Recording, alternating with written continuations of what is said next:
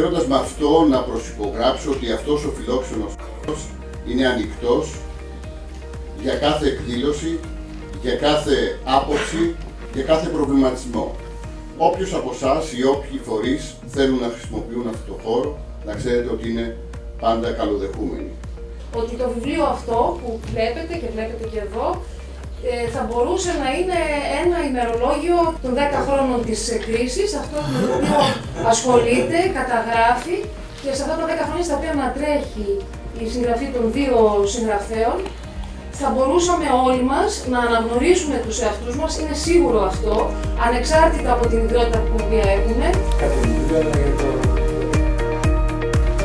Θα ήθελα φυσικά να συγχαρώ τους συγγραφείς, γιατί αποτελεί μια ιδιαίτερα σημαντική συμβολή αυτό το βιβλίο στην κατανόηση για τα γεγονότα της κρίσης, στη διαμόρφωση των στάσεων της προς την κρίση, την πολιτική ελίτ καθώς και τον εαυτό της.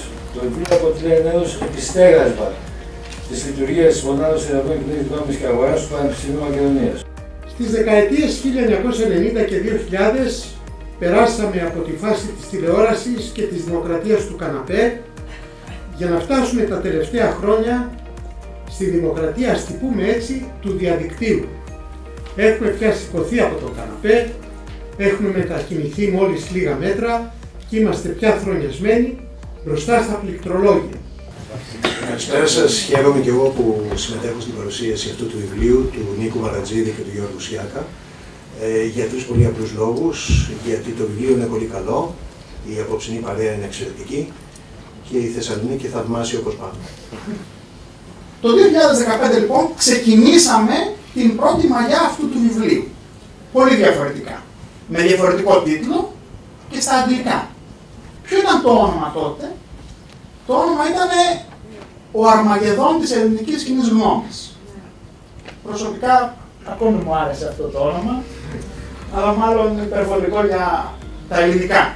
Δεν τη χρησιμοποιούμε τη λέξη αυτή και ενδεχομένως έχει άλλου είδους παραφράσεις. Ζούμε στην εποχή της δημοκρατίας της κοινής γνώμης. Τι εννοούμε με αυτό? Εννοούμε ότι ποτέ άλλοτε στην ιστορία της δημοκρατίας, στην ιστορία των κοινωνιών μας, είτε Ελλάδα, είτε Ευρώπη, είτε δυτικός κόσμος, η κοινή γνώμη δεν ήταν τόσο παρούσα στις πολιτικές εξελίξεις και στη δημόσια συζήτηση, στη δημόσια σφαίρα.